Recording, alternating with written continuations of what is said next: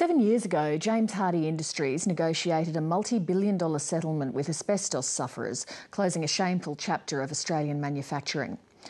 At the same time, James Hardie signed an agreement with the New South Wales Government to provide funding for more education about the dangers of asbestos.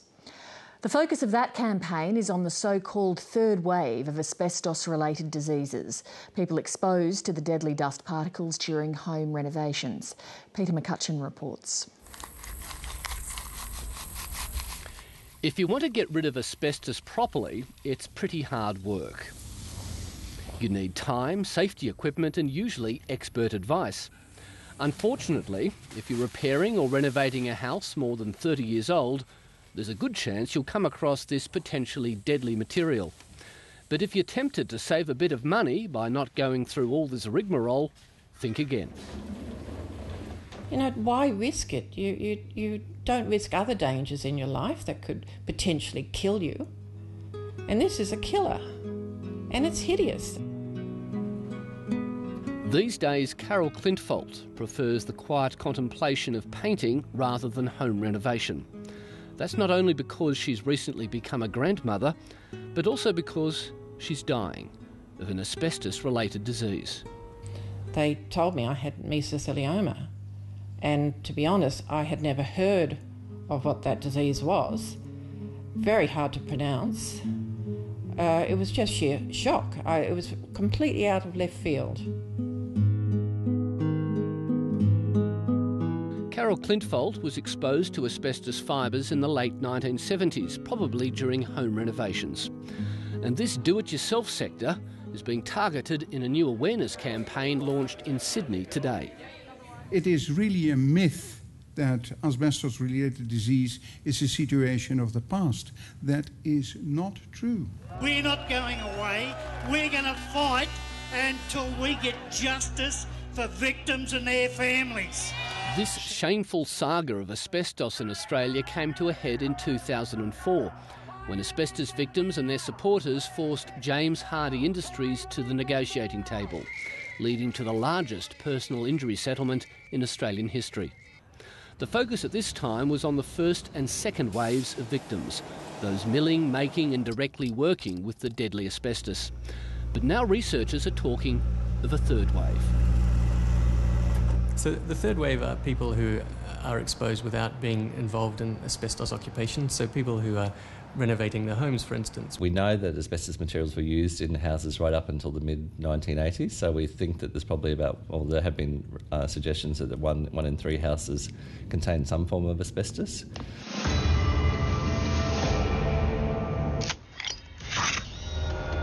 Add to this equation the growing interest in home renovations, as revealed in a series of TV programs, and you can understand why many are worried. There's all these renovation shows, and I think they're wonderful, but I cringe every time I watch them. Oh, it starts as babies, look like. Julie and Don Sager have good reason to feel uneasy about home renovations. They went through the do-it-yourself stage in the early 1980s, when their son Adam was just a toddler. We were in our early 20s and 10 foot tall and bulletproof, trying to save money, thought we'd prepare and paint the walls. We wanted to have part in this, and that's what we did. And Adam was a little boy with a broom and a bin, and he swept the floors and played in the dust. 23 years later, Adam Sager was diagnosed with mesothelioma, an incurable form of lung cancer. When he died, he was only 25. It was not a very nice feeling to know that as a parent we'd put him in that situation. Yeah, exactly. I've seen too many beautiful people pass away with this disease, some younger, some older, and it's just not fair. It doesn't discriminate. But the spread of mesothelioma can be controlled if the community simply limits exposure to asbestos dust. Researchers report some good news. The incidence of asbestos-related diseases amongst former manufacturing workers and builders is starting to plateau. But the incidence amongst home renovators is increasing.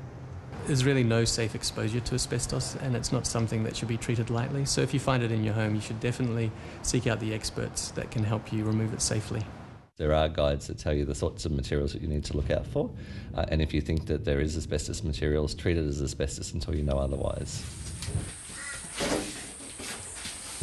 Asbestos is not dangerous if undisturbed, but when it's broken, the danger escalates. I think it's like any hazards in the home, such as electrical or water hazards. People just need to know how to manage them appropriately. Home renovators, it's worth the bother. Why risk your life with this deadly disease? Good morning, everyone.